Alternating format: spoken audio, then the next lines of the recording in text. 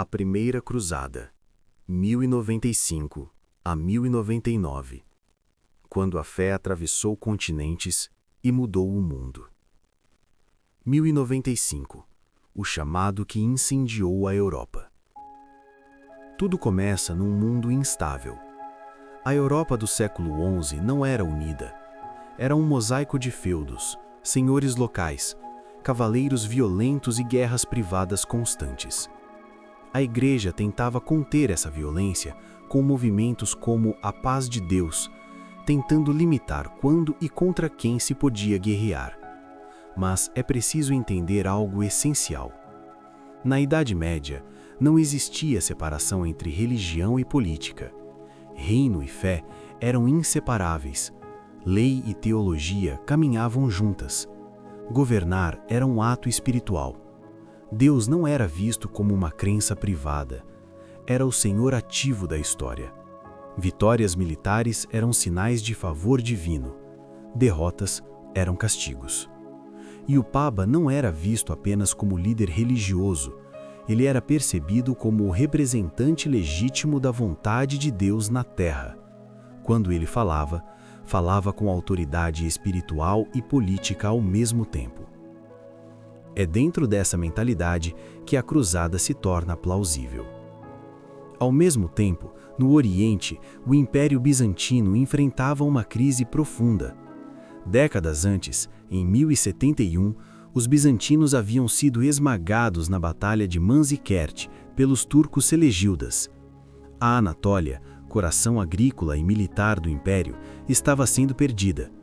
O imperador Alexios I Comnene, um governante inteligente e estratégico que assumiu o trono em meio ao caos interno, precisava desesperadamente de ajuda militar.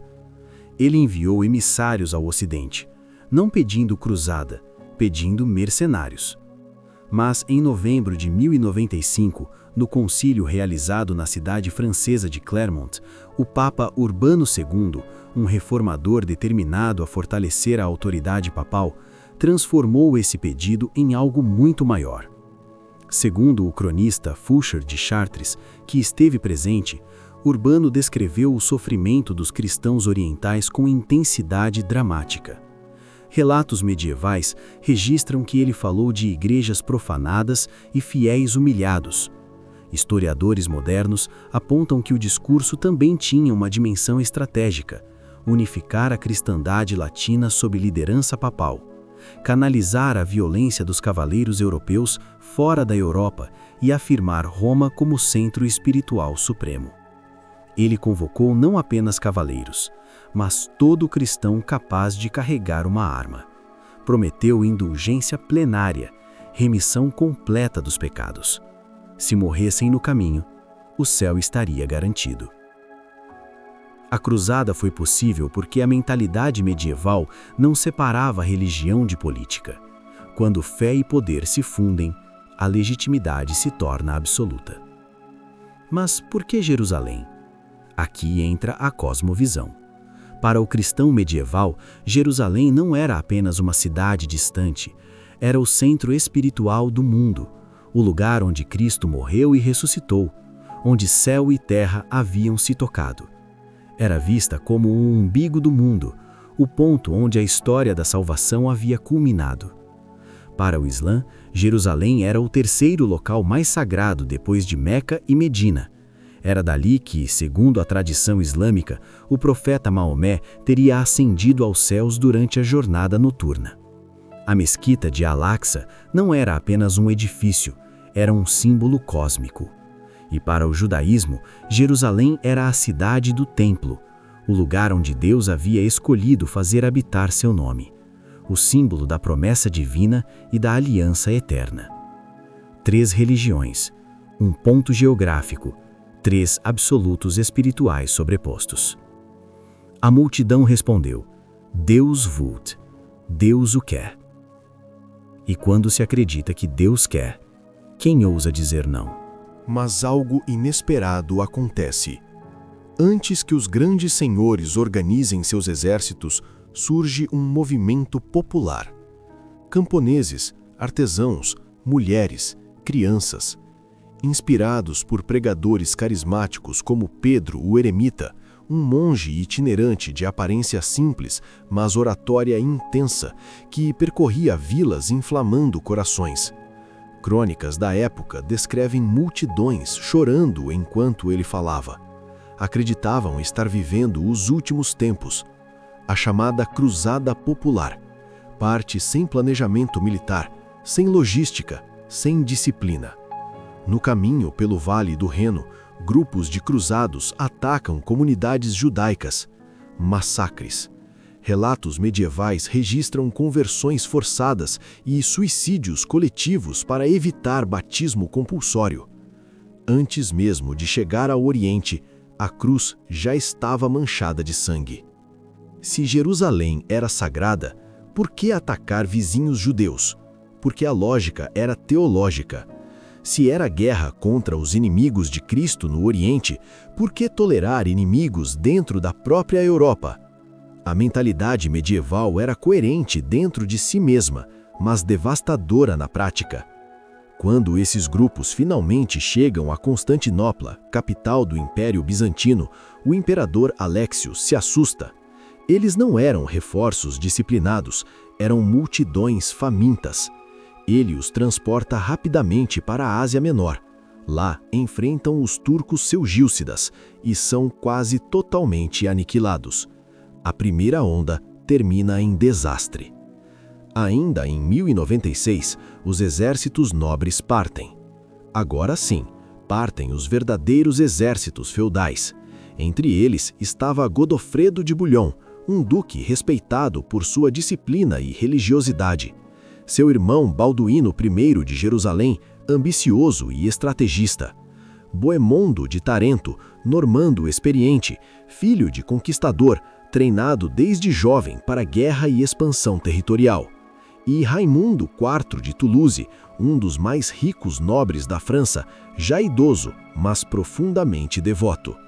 Cada um tinha fé, mas também tinha interesses. Historiadores modernos apontam motivos múltiplos: busca de terras no Oriente, rotas comerciais, prestígio dinástico, possibilidade de fundar principados próprios. A cruzada era espiritual, mas também era política e econômica. 1099, o cerco final. O que se segue é documentado até por cronistas cristãos como Fulcher de Chartres e Raimundo de Aguilheres. Segundo Raimundo de Aguilheres, muitos cruzados acreditavam estar cumprindo uma profecia divina. Massacre.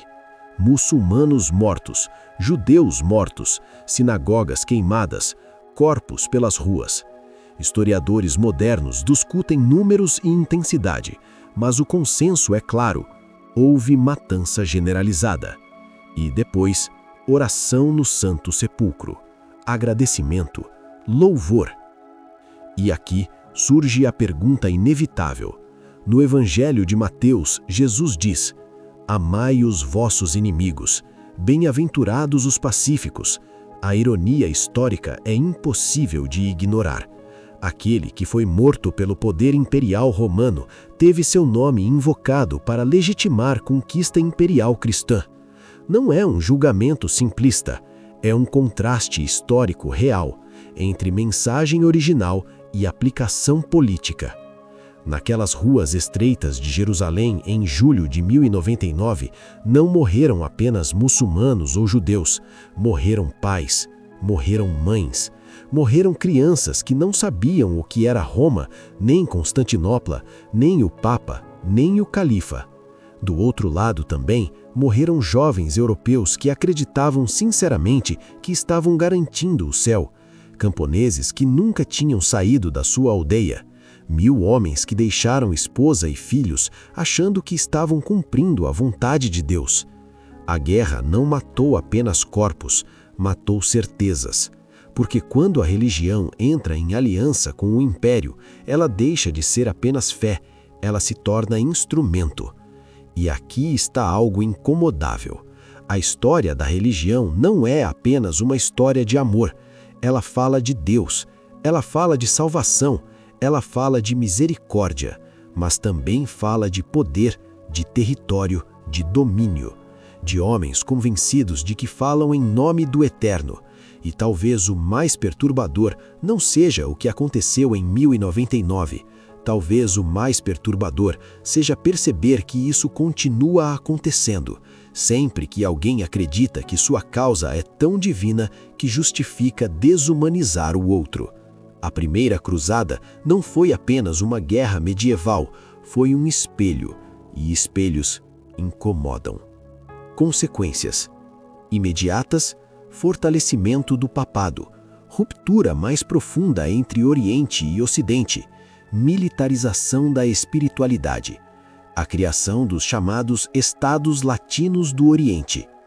De longo prazo, séculos de cruzadas, ciclos de retaliação, memória histórica que atravessou gerações. Historiadores modernos apontam que a primeira cruzada redefiniu a relação entre religião e guerra no Ocidente. A ideia de guerra justa ganhou nova dimensão.